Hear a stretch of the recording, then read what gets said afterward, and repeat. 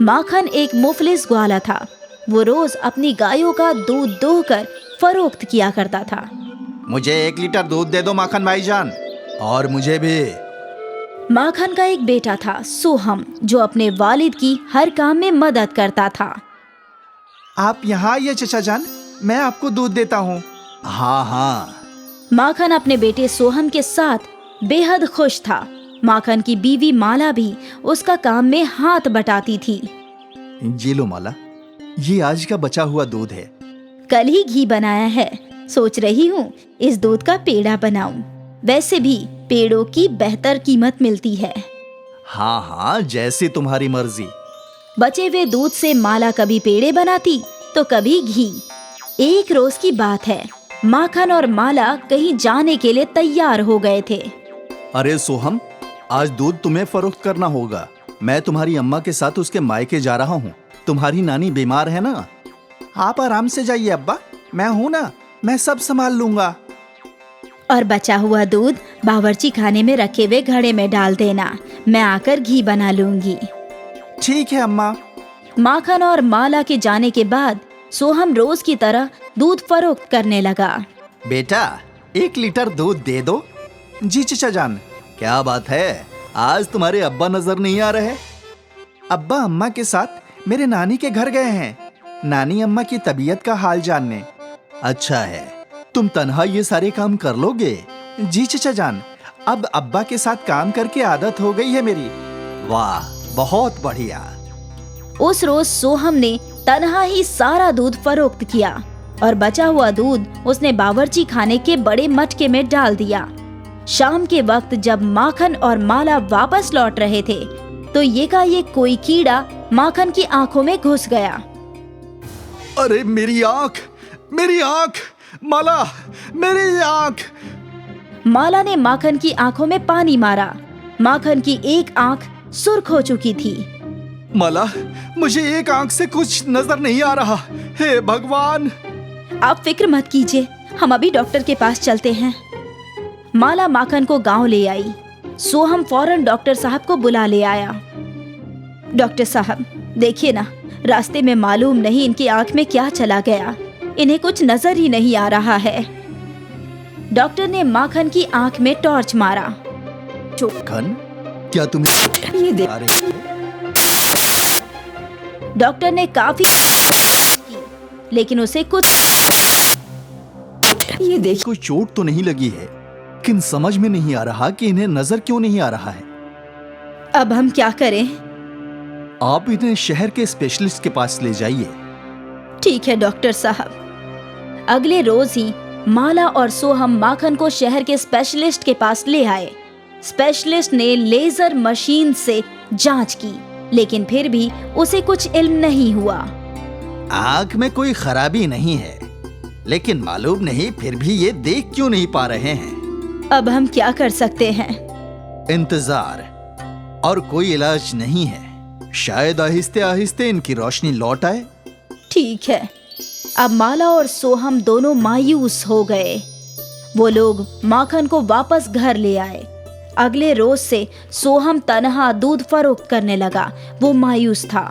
2 litre दूध दे दो बेटा। जी चचा जान। मुझे 1 लीटर दे दो। जी अभी देता हूँ। क्या हुआ बेटा, तू इतना मायूस क्यों है? सोहम ने उस शख्स को माखन के साथ हुआ हादसा बताया। अब पता नहीं अब्बा कब देख पाएंगे। तो फिक्र मत कर बेटा, जहाँ साइंस नाकाम हो जाता है वहाँ अपनी सकाफत काम आती है। बगल वाले गांव में एक पहुंचे हुए हकीम साहब रहते हैं। उनके पास यकीनन तेरे अब्बा की आंखों का इलाज होगा। मैं आज ही उन्हें वहां ले जाऊंगा। हाँ हाँ, उन्होंने मिनटों में मेरी डायबिटीज ठीक की है, तो तुम्हारे वालिद का इलाज भी कर ही देंगे। सोहम बहुत उम्मीद लिए अपने वालिद माखन को हकीम के पास ले गया। माला भी उसके साथ ही थी। हकीम साहब ने माखन की आंखें जांच की।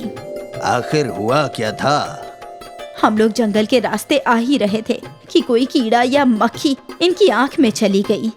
इनकी आंख सुर्ख हो गई और बस तभी से ये देख नहीं पा रहे हैं। मैं समझ गया। मेरे पास इस मर्ज का इलाज तो है। लेकिन इसके इलाज के लिए जो बूटी लगेगी वो बहुत ही नायाब है। मैं आपको वो जड़ी बूटी लाकर दे दूंगा। इतना आसान नहीं है बेटा। मुझे जो बूटी चाहिए वो जादुई बूटी है। वो जुनूबी पहाड़ी जंगलों में ही मिलेगी। मैं अपने अब्बा की आंखों के लिए कुछ भी कर सकता हूँ हकीम साहब। उस जंगल की हिफाजत एक राक्षसी करती है, एक आंख वाली राक्षसी। वो इतनी आसानी से तुम्हें जड़ी बूटी नहीं लेने देगी।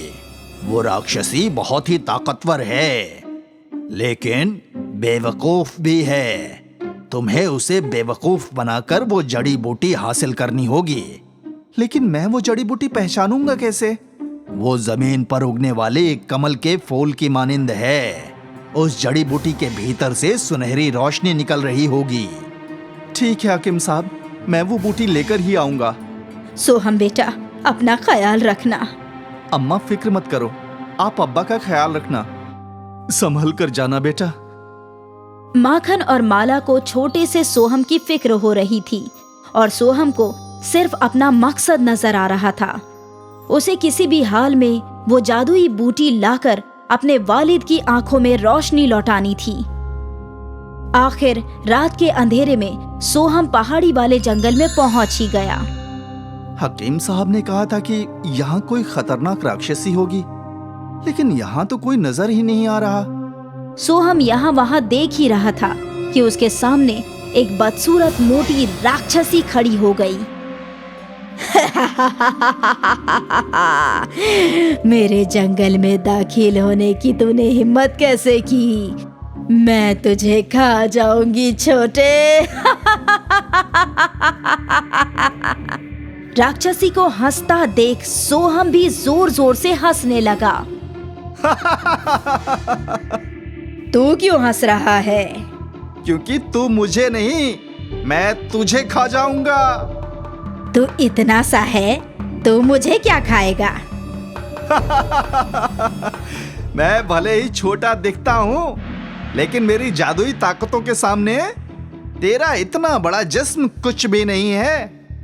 मैं यहाँ तुझे मारने ही आया था, ताकि तुझे मारने के बाद ये सारा जंगल मेरा हो जाए और यहाँ की सारी जादुई जड़ी बूटियां भी। तुम्हें जादुई जड़ी बूटियों के मुतालिक कैसे इल्म? मुझे तो उस जादुई जड़ी बूटी का भी इल्म है, जिससे तुम्हारी ताकत और बढ़ जाएगी। क्या वाकई? अगर तुम मुझे वो जादुई बूटी दोगे तो मैं तुम्हें ढेर सारा सोना दूंगी। मुझे सोना नहीं चाहिए, बल्कि कुछ और चाहिए। और वो क्या? मुझे तुम जादुई सुनहरी बूटी दे दो और मैं तुम्हें वो जादुई बूटी बताऊंगा, जिससे तुम्हारी ताकत दुगनी हो जाएगी। राक्षसी कुछ देर सोचने लगी। ठीक है, चलो मेरे साथ। राक्षसी सोहम को अपने साथ पहाड़ी के पीछे वाले इलाके में ले गई। यहाँ ढेर सारी जड़ी बूटियां थी। हर जादुई बूटी से अलग अलग रंग की रोशनी आ रही थी।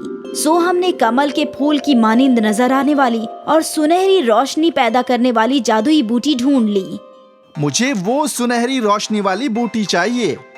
इससे कबल तुम मुझे वो जड़ी बूटी बताओ जिससे मेरी ताकत में इजाफा हो। वो सफेद रोशनी वाली, याद रहे, तुम्हें उसे सोने के बाद और उठने से कबल खाना है। ठीक है। राक्षसी ने सोहम को 2 सुनहरी जादुई जड़ी बूटी दे दी और सोहम चुपचाप वहां से बाहर निकल आया। कुछ देर बाद राक्षसी सोचने लगी। उसने कहा था कि सोने के बाद और उठने से कबल खाना है, लेकिन मैं नींद में कैसे खाऊंगी?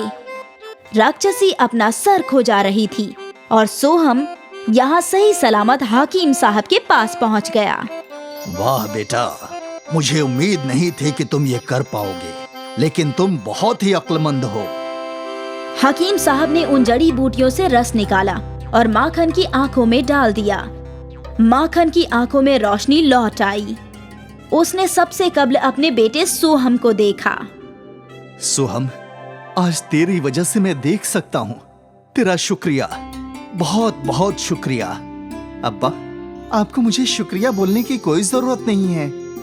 माला ने अपने बेटे सोहम को गले लगा लिया। माखन एक बार फिर देख सकता था।